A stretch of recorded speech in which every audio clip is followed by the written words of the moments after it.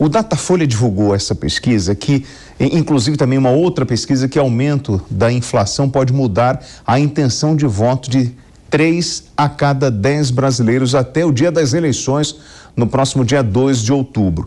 Entre os jovens 16 a 24 anos, metade, 51%, indicam que mudariam o voto em razão do avanço dos preços. Para entender melhor essa percepção, a gente recebe agora a presidente da Abrapel, a Associação Brasileira de Pesquisadores Eleitorais, Elcimara Teles. Elcimara, obrigado pela gentileza, você que é cientista política e doutora em ciência pública. Existe uma grande mobilização para estimular o jovem a participar do processo eleitoral. Mas a gente está observando que nessa pesquisa eles estão se afastando do seu candidato em função de uma parte econômica, ou seja, isso mostra uma maturidade do jovem no processo eleitoral? Bom, boa noite, eu que agradeço o convite para estar aqui representando a Abrapel, Associação Brasileira de Pesquisadores Eleitorais. Boa noite aos telespectadores e também aos comentaristas da Jovem Pan. Na verdade, a gente pode dizer que a inflação é um dos aspectos mais importantes no que diz respeito ao indicador de incerteza. As pessoas, quando veem os preços subindo, elas começam a ter incerteza em relação às suas contas, se elas conseguirão pagar as suas contas, e segundo a teoria, a incerteza pode mobilizar os eleitores. Da economia é um campo muito importante, é o chamado voto econômico, em que as pessoas avaliam a situação econômica em geral e, a partir da situação econômica em geral, projetam o futuro.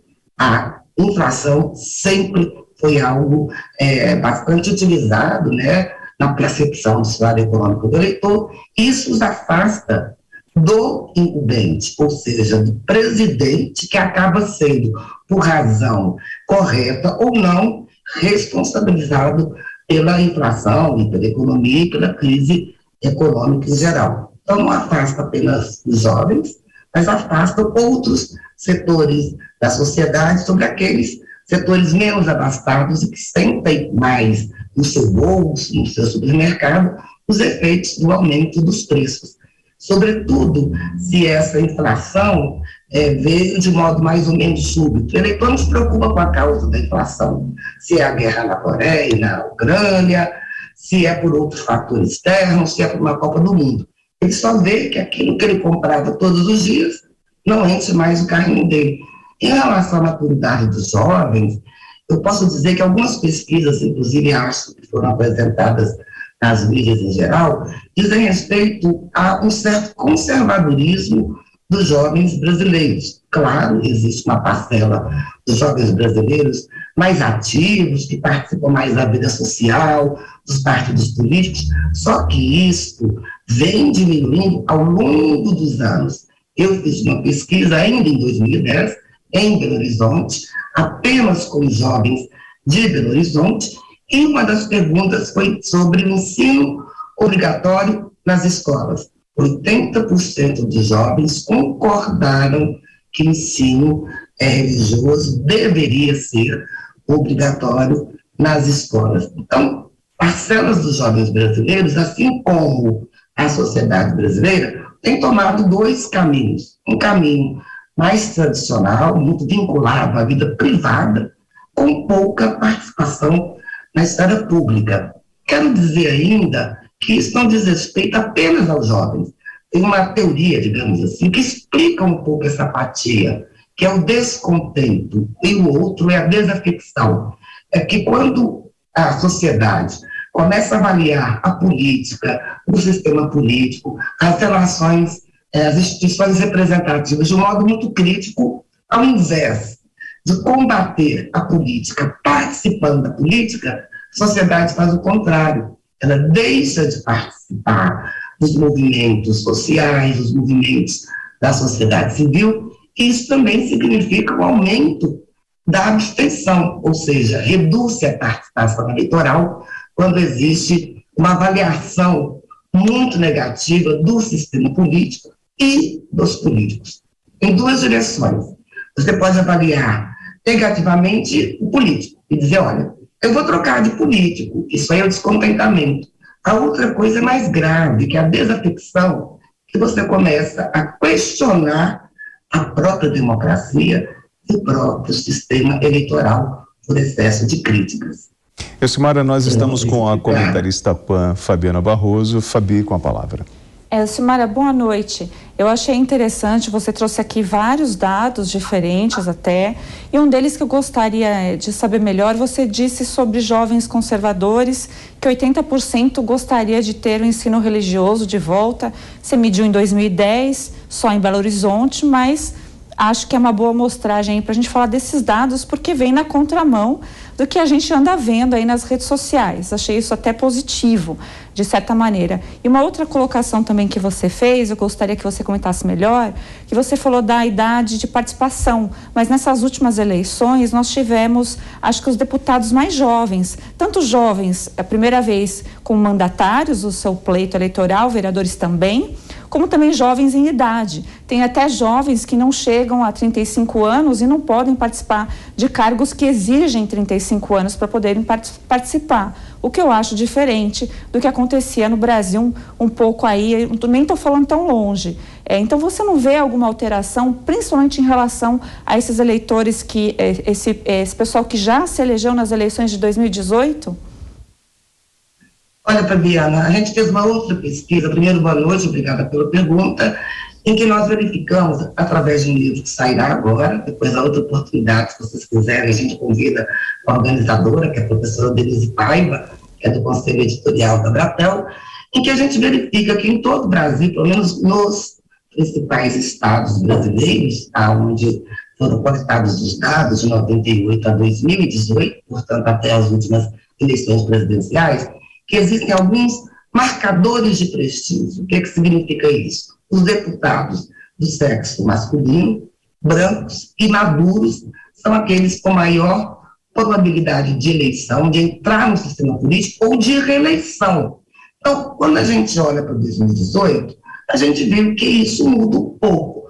Só que as eleições de 2018, elas reduziram ou acabaram com aquela polarização clássica entre PT e PSDB. Então, elas foram eleições desviantes do que a gente conhecia até o início da redemocratização, em que PT e PSDB disputavam. Isso trouxe também para a gente novas pessoas mais jovens que estavam dentro das redes sociais. Então, a gente observa, por exemplo, que o PSL, que até então era o partido no qual se encontrava afiliado o presidente, 48 dos 52 eleitos não tinham nenhuma experiência anterior, o que possibilitava que jovens ou pessoas mais próximas das redes sociais, que é uma forma de participação não eleitoral, tivessem, digamos, navegado naquela onda, né, de 2018, onde existia uma crítica muito grande ao sistema político em geral e muitos discursos antipartidários. Eu acho que esse fato, naquela conjuntura, ela possibilitou que esses jovens políticos se elegessem.